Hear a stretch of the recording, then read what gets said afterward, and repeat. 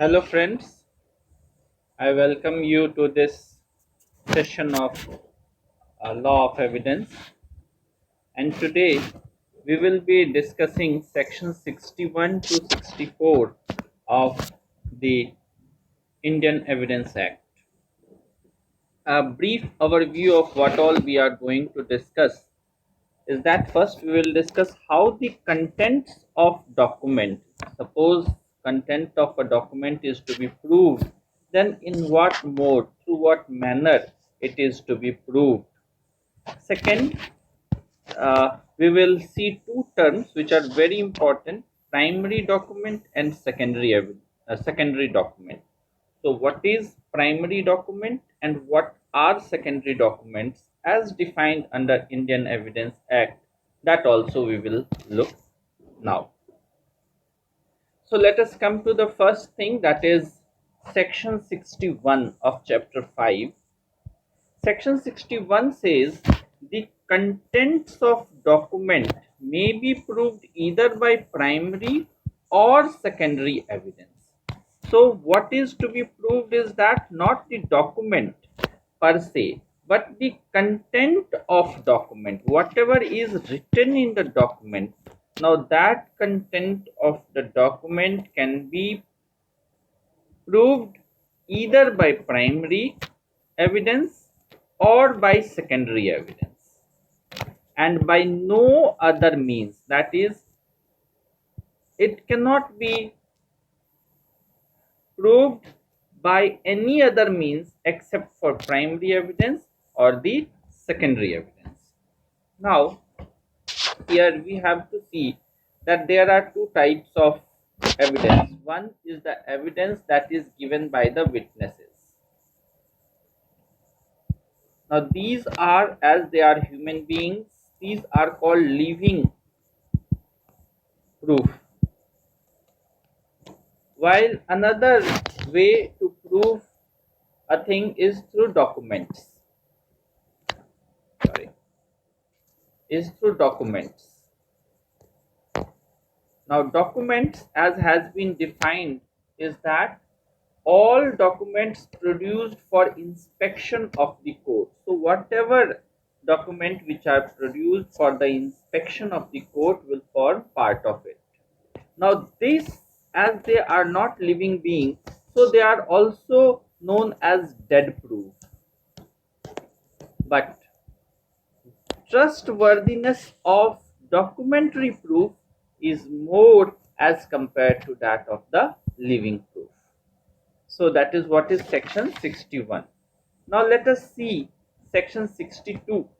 Now section 62 is very important. It defines the term primary evidence. That is, what is meant by primary evidence. So it reads, primary evidence means the document itself produced for the inspection of the court. And then there are two explanations attached to it, where a document is executed in several parts. Each part is primary evidence of the document. So if a document is executed in several parts, say part 1, part 2, part 3, then each of these will be the primary evidence. Where a document is executed in counterpart, so if this is thing and here, sorry, this is these two are executed, and most of the time you see that this is being teared off and given to the other party while this is retained. So this is the counterpart for the person who has signed it, say A, and this is the counterpart for person B.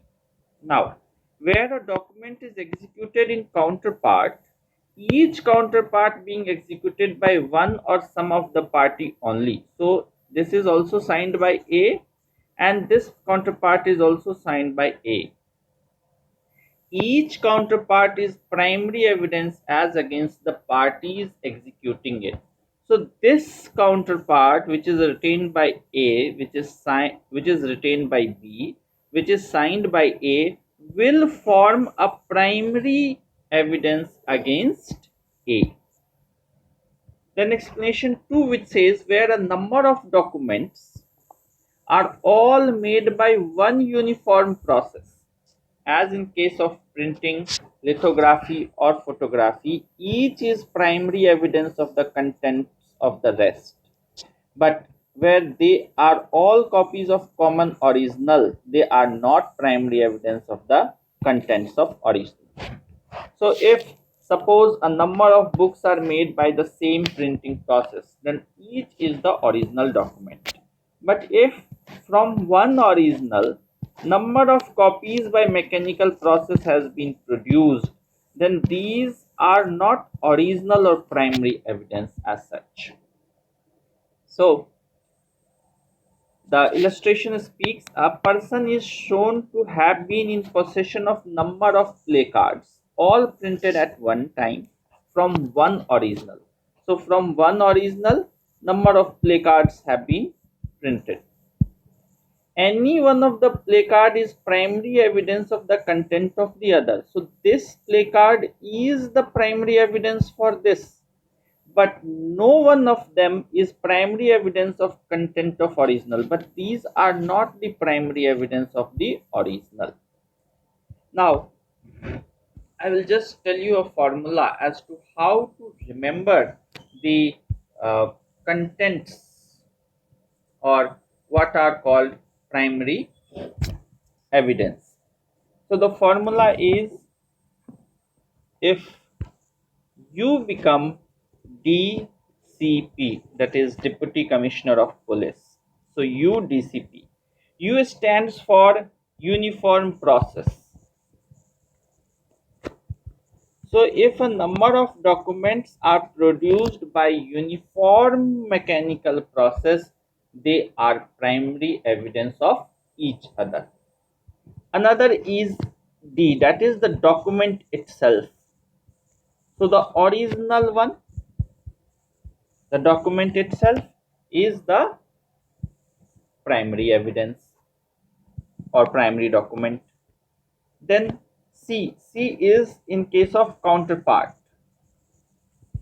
So as we have just seen that each counterpart is primary evidence as against the party who have not executed.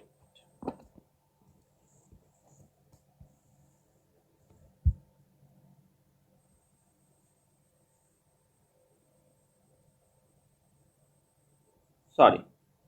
Each counterpart is primary evidence as against the party who have executed it. So suppose A has executed it and this counterfoil is with B, then this part or this counterpart will be evidence against A. So as against the party executing it. And P stands for parts. So if a document is in several parts, part 1, part 2, part 3, then each part will be, sorry, I will just draw a better one. So suppose this is a document and it is in several parts, then each part are the primary evidence.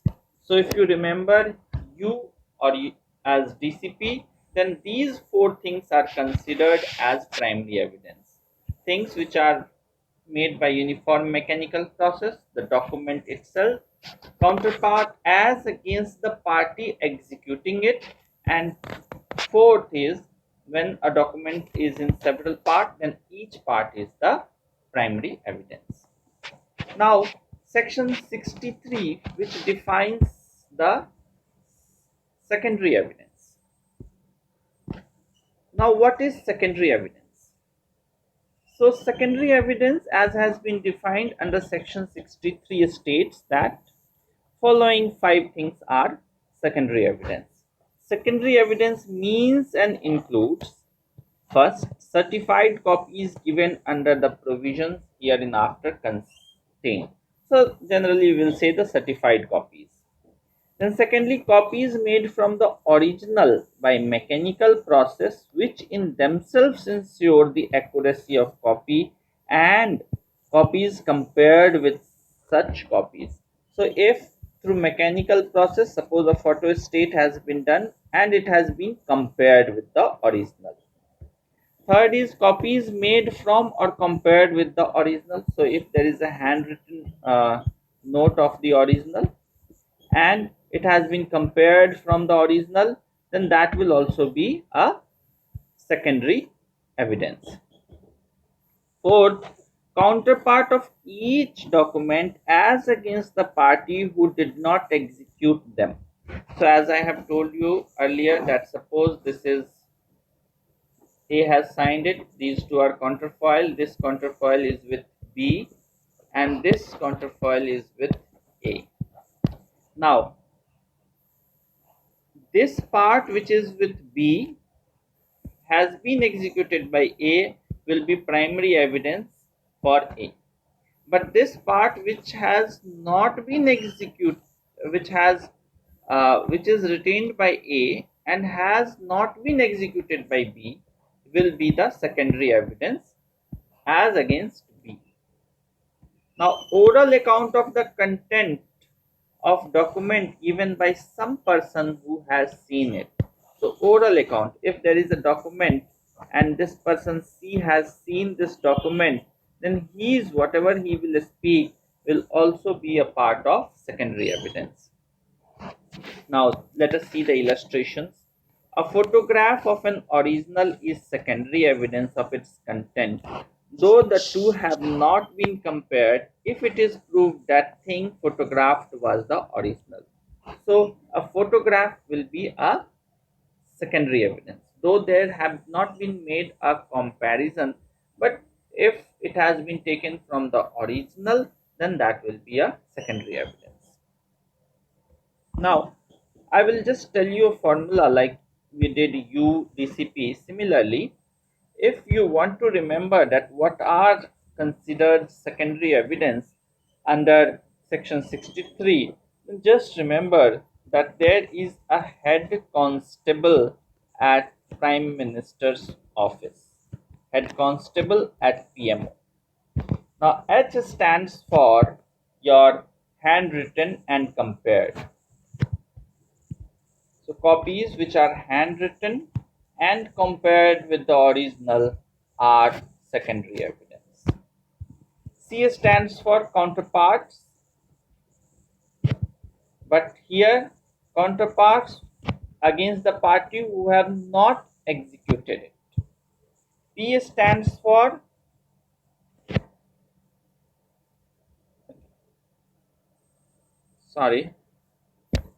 here C stands for certified copies.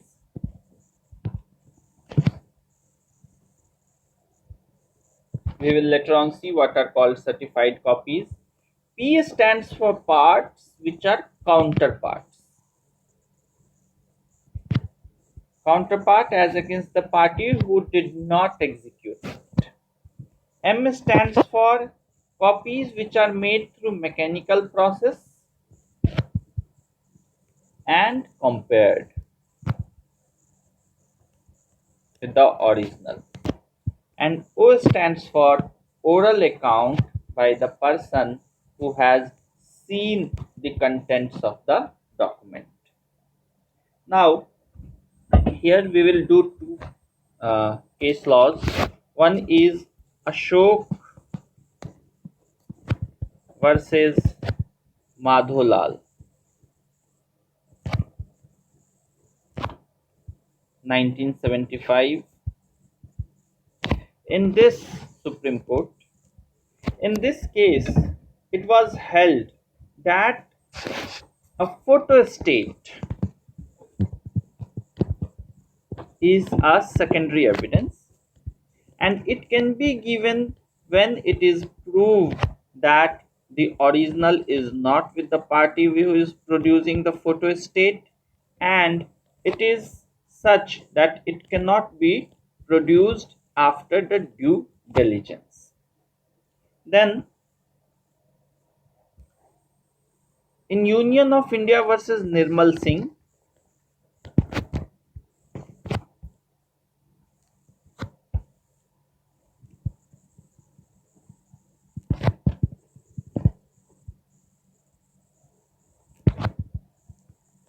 It is 1987 Allahabad High Court. And this case, it was held that if there is an uncertified photocopy of government order, so uncertified copy of government order, then it cannot be taken as your secondary evidence. So for secondary evidence, what you require is certified copy, not the uncertified copy. Now, one more important thing which I want to discuss with you is regarding copy of copy. So, copy of a copy. The question is, suppose this is a original, and from original a copy is made. Suppose this is C1, and from this C1 a copy is made, that is C2. Now, as far as C1 and C2 is concerned, they are not primary evidence.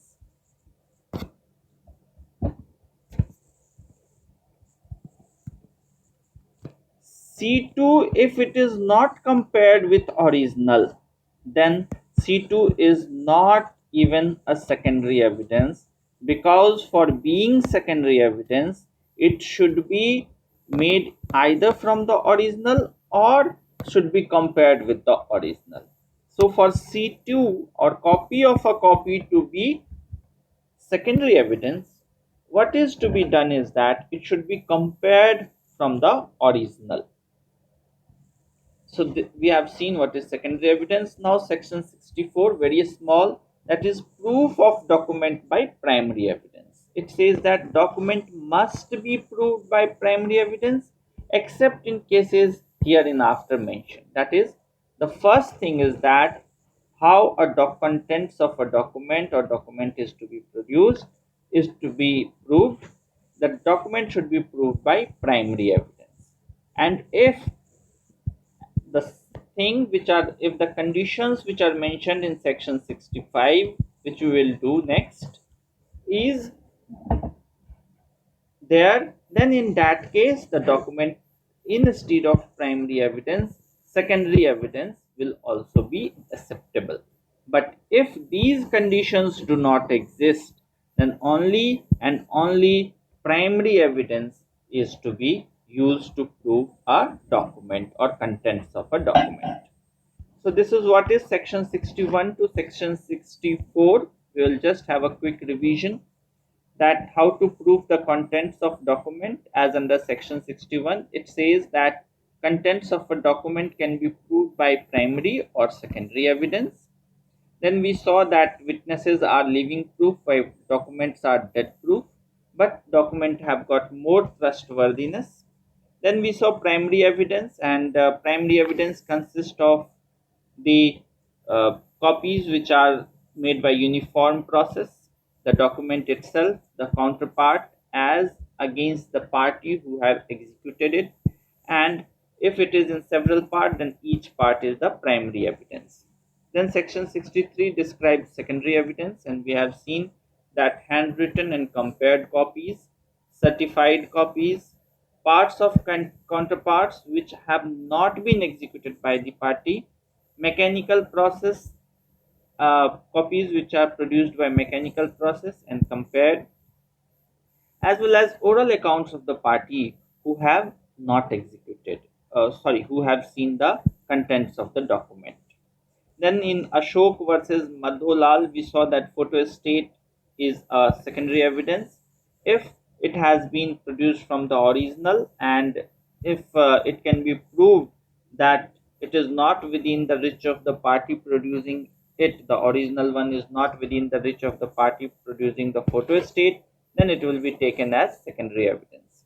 In Union of India versus Nirmal Singh 1987, it was held that uncertified copies of government orders will not be acceptable as secondary evidence.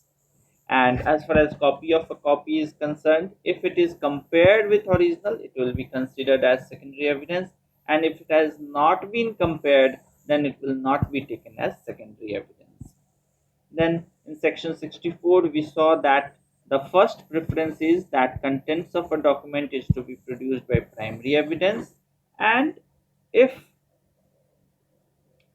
the conditions mentioned in the section 65 is satisfied, then the document contents of the document is also can also be proved by secondary evidence, but first preference is to primary evidence. That's all. Thank you, friends.